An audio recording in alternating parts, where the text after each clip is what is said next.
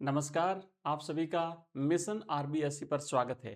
प्रिय विद्यार्थियों, आज मैं लाया हूं आपके लिए क्लास 12th की हिस्ट्री के छठे चैप्टर भक्ति सूफी परंपरा के 20 मोस्ट इंपोर्टेंट क्वेश्चंस।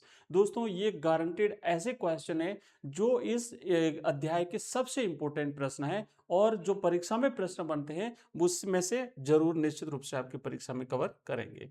आइए एक एक करके इन सारे प्रश्नों को देखते हैं। सबसे पहले आपके सामने ये रहा एक प्रश्न। 20वीं शताब्दी, ध्यान से समझना, बात हो रही है 20वीं शताब्दी की। प्रिय विद्यार्थियों, क्या था 20वीं शताब्दी में? एक समाजशास्त्री हुए थे रॉबर्ट रेडफील्ड। अच्छी तरह से समझना इनको। इन्होंने कृषक समाज के सांस्कृतिक आचारों के लिए इस दो शब्दों का प्रयोग किया था। वो दो शब्द कौन से थे? किसके लिए? कृषक समाज के सांस्कृतिक आचारों के लिए। तो प्रिय विद्यार्थियों, रॉबर्ट रेडफील्ड ने कृषक समाज के आचारों को दर्शाने के लिए दो शब्द प्रयुक्त किए थे। एक तो था महान और एक था लघु। अब इस कृषक महान शब्द जो बड़े लोग थे उनके लिए और जो छोटे लोग थे उनके लिए लघु शब्द का प्रयोग किया था। इन परंपराओं का प्रयोग जो है वो किया था, ये आपको याद रखना है। नंबर 2, दूसरा प्रश्न है कि उड़ीसा के पुरी में 12वीं शताब्दी तक मुख्य रूप से जगन्नाथ को किस देवता का स्वरूप माना जाता था? जगन्नाथ यानी इस जगत के स्वामी, है ना, इस संपूर्ण विश्व के स्वामी। ध्यान दो बच्चों, पुरी के मुख्य देवता जगन्नाथ को 12वीं शताब्दी तक आते आते भगवान विष्णु के एक स्वरूप के रूप में प्रस्तुत किया जाता था। आज भी जो भगवान जगन्नाथ की रथ यात्रा निकलती है वही भगवान जगन्नाथ, जिनकी काष्ठ की मूर्तियां बनती है, लकड़ी की मूर्तियां जो है वो बनाई जाती है। तीसरा प्रश्न है कि तांत्रिक पूजा पद्धति की दो मुख्य विशेषताएं बताइए। जो एक तांत्रिक पूजा पद्धति अपनाई गई थी 8वीं शताब्दी से 18वीं शताब्दी के मध्य की हम बात करते हैं, तो उस समय पहला पॉइंट तो आपको यह लिखना है कि तांत्रिक पूजा पद्धति में स्त्री और पुरुष दोनों ही शामिल हो सकते थे, ये पहली बात। और दूसरी बात क्या थी कि इस कर्मकांडीय संदर्भ में वर्ग और वर्ण के भेदों की अवहेलना की जाती थी। मतलब इन भेदों का ध्यान नहीं रखा जाता था, उनकी अवहेलना करते हुए जो है वो तांत्रिक पूजा पद्धति अपनाई जाती थी। नेक्स्ट है हमारा चौथा प्रश्न। बच्चों ध्यान देना, अलवार और नैनार संत किन देवताओं के भक्त थे? बहुत ही इंपॉर्टेंट प्रश्न है और इससे रिलेटेड अलग अलग प्रकार के बहुत सारे बड़े प्रश्न बनते हैं, है ना। अलवार संत कितने थे, वो किस भगवान की पूजा करते थे, महिला अलवार संत कौन है, उनके ग्रंथ का क्या नाम है, इसी तरीके से नयनार संतों पर सेम इसी टाइप के प्रश्न बनते हैं। अभी ध्यान देना कि जो अलवार संत थे ये भगवान विष्णु को अपना आराध्य मानते थे, विष्णु भक्ति में तन्मय रहने वाले भक्त थे, जबकि नयनार भक्त जो थे वो भगवान शिव को अपना आराध्य मानते थे, उनकी भक्ति में आराधना करते थे।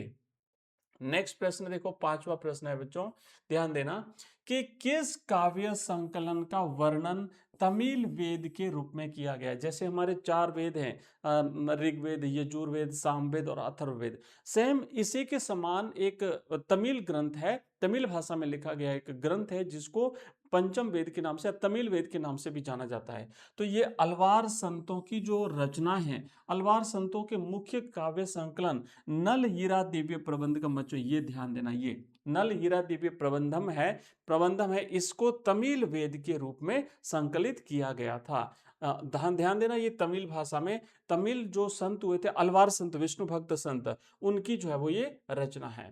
एक और प्रश्न जो बहुत ही इंपॉर्टेंट प्रश्न है, दोनों में से एक आपकी परीक्षा में जरूर पूछा जाएगा। एक क्या है, अंडाल स्त्री भक्त है और दूसरी है करैकल अम्मैयार स्त्री भक्त है। ये दो स्त्री भक्त हुई थी अलवार और नयनार संप्रदाय में। अंडाल जो अलवार में थी और करैकल अम्मैयार जो है वो नयनार शिव भक्त थी। अब यहाँ पे ये प्रश्न पूछा ये कौन थी, तो विस्तार से आपको यहाँ पे बता रहा हूं कि अंडाल एक अलवार स्त्री संत थी जो स्वयं को विष्णु की प्रेयसी मान करके अपने प्रेम भाव को छंदों में व्यक्त करती थी, अपने आराध्य विष्णु को अपना स्वामी और अपने आप को उनकी प्रेयसी मानती थी।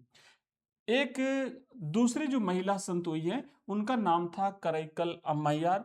यह एक नयनार शिव भक्त स्त्री थी जिसने घोर तपस्या की थी, जिन्होंने अपने उद्देश्य प्राप्ति हेतु घोर तपस्या का मार्ग अपनाया था। भगवान शिव की आराधना जो है वो इन्होंने करी थी। नेक्स्ट प्रश्न देखो बच्चों, सातवां प्रश्न है। प्रश्न ये है कि शक्तिशाली चोल सम्राटों ने भक्ति परंपरा को किस प्रकार समर्थन दिया था। मैंने जब कल ये चैप्टर कवर करवाया था, हमने एक एक पॉइंट को, एक एक कॉन्सेप्ट को बड़े शानदार ढंग से समझा था। और मैं आपको कहूं कि जो जितने भी प्रश्न आंसर हैं, इस पार्ट के नोट्स हैं और साथ ही साथ हमारे ऑनलाइन टेस्ट सीरीज हैं प्रश्नों से रिलेटेड, जिसमें आप टेस्ट सबमिट करते ही आपकी रैंक कौन सी आपको पता चलेगी, आपने कितने सवाल राइट किए, कितने गलत हुए, आप इसे इंप्रूव भी कर सकते हैं। ये सारी चीजें आपको हमारे ऐप में मिलेगी। ऐप को डाउनलोड करने के लिए आप पहले व्हाट्सएप ग्रुप और हमारे टेलीग्राम चैनल को ज्वाइन कर लो, जिन दोनों का लिंक इस वीडियो के डिस्क्रिप्शन में दिया हुआ है। बच्चों ध्यान देना, बात करते हैं चोल सम्राटों की। तो चोल सम्राटों ने विष्णु और शिव के मंदिरों के निर्माण के लिए भूमि अनुदान दी, है ना, जमीन दी थी ताकि दोनों धर्मों का विकास हो। उन्होंने मंदिर निर्माण का जो है वो मंदिर निर्माण के लिए अनुदान दिया था। उन्होंने शिव मंदिरों में नयनार संतों की धातु प्रतिमाएं स्थापित करवाई थी। हमने नाम दिए थे सवंदर सुंदरार, है ना, और इनकी तीन जो संतों के नाम थे, उनकी धातु प्रतिमा मंदिरों में स्थापित करवाई थी और उनके भजनों के गायन को प्रचलित किया था। तो इस तरीके से इन चोल सम्राटों ने अलवार और नयनार दोनों धर्मों के प्रचार के लिए जमीन दान दी थी, विशेष करके नयनार संतों के लिए, और भगवान के मंदिर भी बनाए थे। नेक्स्ट मोस्ट इंपोर्टेंट प्रश्न है, आप इसे नोट कर लो, ये इंपोर्टेंट प्रश्न है बच्चों कि 12वीं शताब्दी में कर्नाटक में वीरशैव या जिसे लिंगायत संप्रदाय भी कहते हैं, आंदोलन का नेतृत्व किसने किया था। 12वीं शताब्दी ध्यान रखना, और कर्नाटक की बात हो रही है। बच्चों ध्यान देना, एक कलचुरी राजा हुए थे। कलचुरी राजा के एक मंत्री थे बासवन्ना। इस आंदोलन का नेतृत्व उसी बासवन्ना ने किया था, है ना। 1106 ईस्वी से लेकर 68 ईस्वी तक एक ब्राह्मण ने किया था, जो कलाचुरी राजा के दरबार में मंत्री थे। कलाचुरी या कलचुरी राजा के दरबार में मंत्री थे। इन्होंने इस लिंगायत संप्रदाय की स्थापना की थी, या इसकी शुरुआत जो है वो की थी 12वीं शताब्दी में, यानी 1106 ईस्वी है तो वो 12वीं शताब्दी हो गई।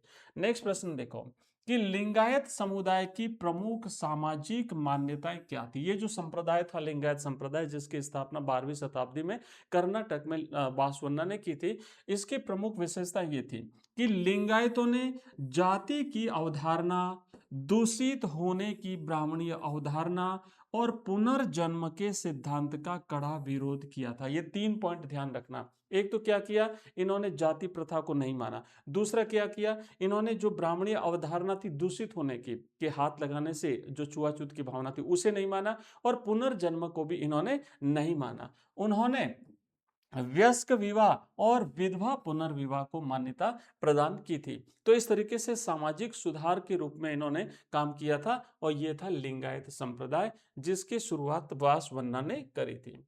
नेक्स्ट प्रश्न देखो बच्चों कि जिम्मी शब्द से क्या अभिप्राय है। इस पाठ के जितने भी महत्वपूर्ण जो कॉन्सेप्ट है वो सारे हमने कवर किए, और 20 प्रश्नों के रूप में ये मैं आपको कॉन्सेप्ट अवेलेबल करा रहा हूं। ये जो प्रश्न आंसर हम कर रहे हैं ना, ये बहुत ही इंपॉर्टेंट प्रश्न आंसर है। और जैसे हिस्ट्री के हर चैप्टर के इसी प्रकार के प्रश्न आंसर करते हैं, उसी तरीके से हम Hindi compulsory, geography, political science, Hindi साहित्य, इंग्लिश कंपलसरी, इन सभी चैप्टर्स के, इन सभी सब्जेक्ट्स के इंपॉर्टेंट प्रश्नों को हम कवर करते हैं। बोर्ड एग्जाम्स के लिए आपके महत्वपूर्ण प्रश्न भी हम आपको करवाते हैं। अब देखो जिम्मी शब्द की अगर बात हो रही है, तो जिम्मी यानी संरक्षित श्रेणी। जिम्मी का मतलब होता है संरक्षित श्रेणी।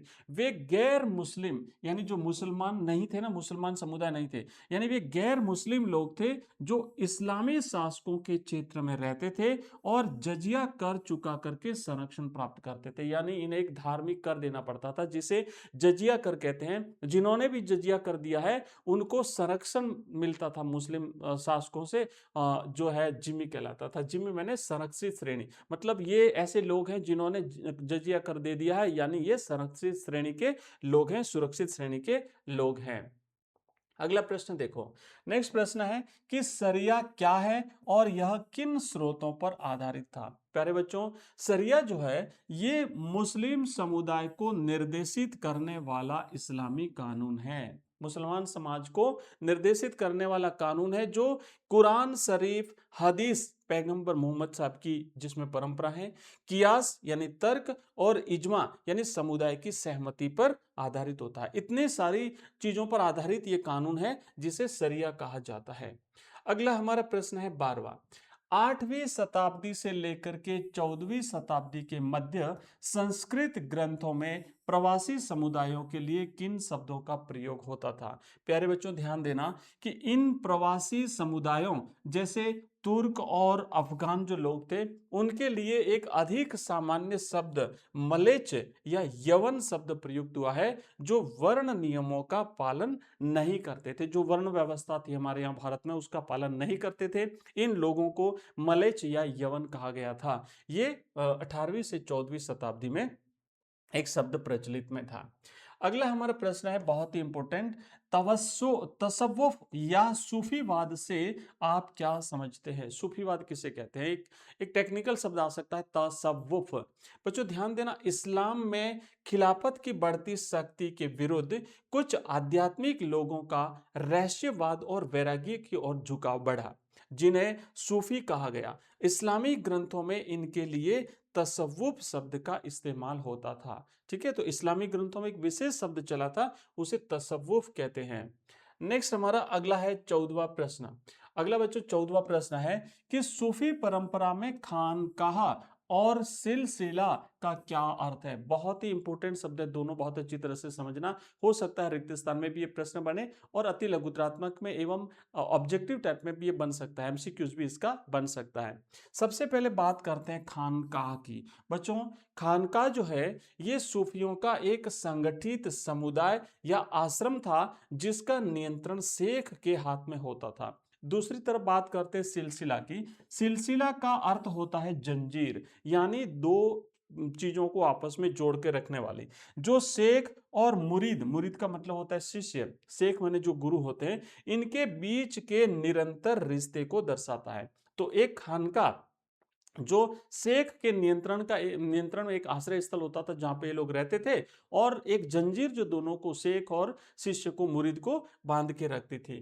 प्यारे बच्चों आगे बढ़ेंगे, एक छोटा सा निवेदन, अगर ये क्लास आपको पसंद आ रही है तो आप मुझे इस वीडियो के कमेंट बॉक्स में कमेंट करके बताइए क्लास कैसी लगी। आप नेक्स्ट किस चैप्टर की क्लास चाहते हैं, कौन सा चैप्टर पढ़ना चाहते हैं, किस पार्ट के प्रश्न उत्तर चाहते हैं, या फिर आप ग्रामर चाहते हैं, व्याकरण हिंदी की चाहते हैं। जो भी टॉपिक चाहिए आप मुझे कमेंट बॉक्स में कमेंट कर देना। साथ ही साथ ये क्लास अपने दोस्तों के साथ शेयर कर देना, इस वीडियो को हाइप भी कर देना। अगर पढ़ते पढ़ते यहाँ तक पहुंचे हो तो निश्चित रूप से आप जो है वो पढ़ने वाले स्टूडेंट हो और बोर्ड एग्जाम में बहुत शानदार सफलता प्राप्त करोगे, ऐसी मैं आशा कर सकता हूं।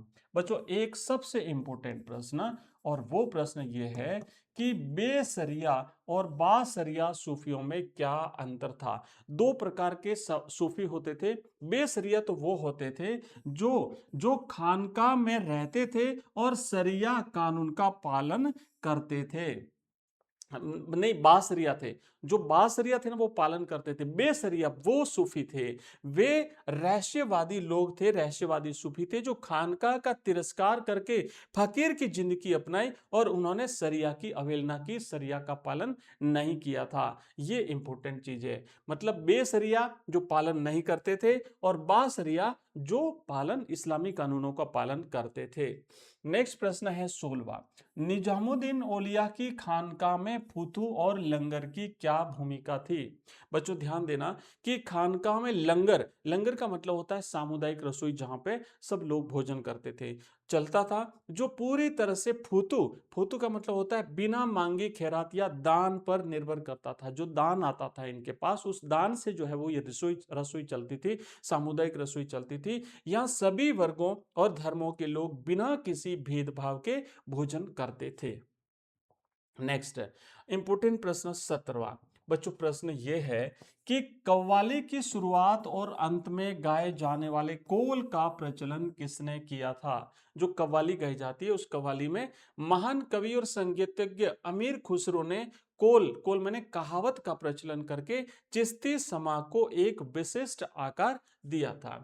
अगला क्वेश्चन है हमारा 18वां प्रश्न है कि कबीर की उलटबासी रचनाओं का क्या महत्व है। प्रिय विद्यार्थियों, कबीरदास जी ने कुछ रचनाएं इस प्रकार लिखी हैं कि उनके रोजमर्रा के अर्थ को उलट दिया गया, जिन्हें उलटबासी कहा जाता है। ये परम सत्य के स्वरूप को समझने की मुश्किल को दर्शाती हैं। नेक्स्ट हमारा 19वां प्रश्न है बच्चों कि बाबा गुरु नानक ने अपने उपदेश किस भाषा और रूप में दिए थे। देखो, गुरु नानक देव साहब ने अपने विचार पंजाबी भाषा में शब्द के माध्यम से सामने रखे, जिन्हें वे अलग अलग रागों में गाते थे। और हमारी आज की इस क्लास का सबसे अंतिम प्रश्न और सबसे इंपॉर्टेंट प्रश्न, मत चूकना, इस प्रश्न को लिखा है कि मीराबाई ने तत्कालीन समाज की किन रूढ़ियों का उल्लंघन किया था। तो बच्चों, मीराबाई ने राजमहल के ऐश्वर्य को त्याग कर सन्यासिनी का जीवन अपनाया था। भगवान कृष्ण को अपना आराध्य मान करके सन्यास ले लिया था, राजमहल का ऐश्वर्य जीवन त्याग दिया था, साधु संतों के साथ रहना। उन्होंने ब्राह्मणवादी नियमों को तोड़ते हुए एक चर्मकार संत रैदास जी को अपना गुरु माना था और पितृसत्तात्मक दायित्वों को निभाने से इनकार कर दिया था। तो ये थे आज के हमारे टॉप 20 इंपोर्टेंट गारंटेड क्वेश्चंस, और ये सीरीज बिल्कुल लगातार चलती रहेगी। हर चैप्टर के आपको इसी प्रकार के 20-20 लघुत्रात्मक प्रश्न अवेलेबल कराऊंगा। हमारी लाइव क्लास होती है जहां पे हम चैप्टर वाइज हर चैप्टर के 50-50 इंपोर्टेंट एमसीक्यूज करते हैं, और इसके अलावा हर चैप्टर को बड़े ध्यान से, बड़े शानदार तरीके से हम एक्सप्लेन भी करते हैं। प्यारे बच्चों, मिलते हैं अगली क्लास में, तब तक ऐसे ही पढ़ते रहिए और आगे बढ़ते रहिए। धन्यवाद।